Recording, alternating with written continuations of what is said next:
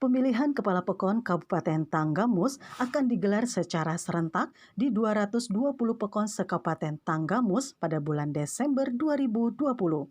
Pelaksanaan pemilihan kepala pekon tersebut berdasarkan surat keputusan dari Mendagri serta didukung oleh Bupati Tanggamus Dewi Handayani.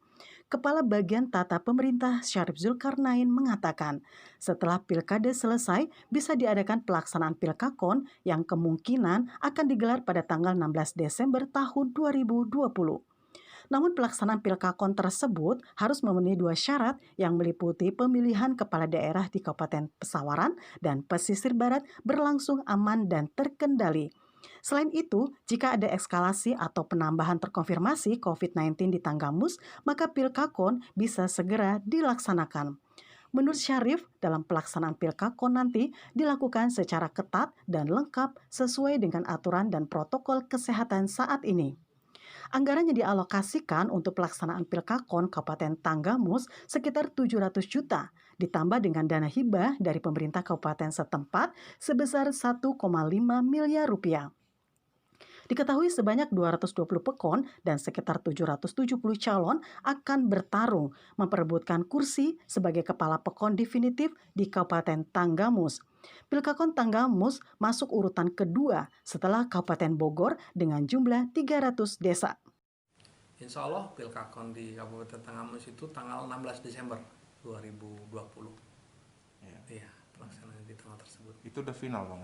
Ya, sudah ditandatangani oleh pimpinan, keputusan bupatinya, tahapannya juga, kemudian perbuknya, rancangan perubahan perbuknya itu juga sudah ditandatangani oleh beliau.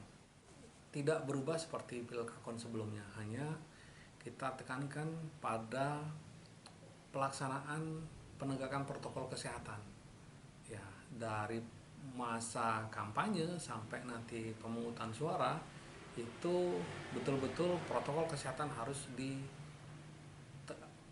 laksanakan oleh semua pihak gitu, harus konsekuen, harus disiplin. Kerumunan itu tidak boleh, kemudian jaga jarak, kemudian masker, kemudian cuci tangan itu harus selalu ada dalam setiap momentum. Ya, TNI, Polri itu kita sudah koordinasi terus ya dengan mereka, dan mereka punya mapping lah, peta terhadap kondisi wilayah di Tanggamus yang akan melaksanakan pilkakon tersebut. Terkait dengan keamanan itu mereka yang akan menerjemahkan sendiri. Tanggamus itu fantastis memang, serempak itu 220 pekon yang akan melaksanakan. Itu sebelum masuk ke TPS itu kita inovasikan ada jalur antrian zigzag.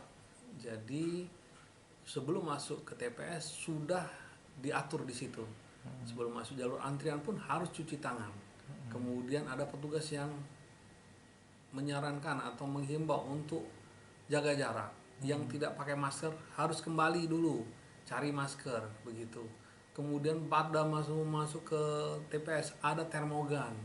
Kemudian kita siapkan juga ada tenaga kesehatan apabila dalam pelaksanaan ada yang bersuhu 37,3, itu ada penanganannya terpisah atau tersendiri khusus. Kemudian tintanya nggak dicelup tapi ditetes gitu. Kemudian panitia pakai face shield, pakai masker. Kemudian secara berkala itu disemprot disinfektan untuk alat-alat. Nah, itu salah satu contoh ya. Penundaan surat dari Mendagri itu kita sikapi dengan mengirimkan surat kembali ke menteri gitu.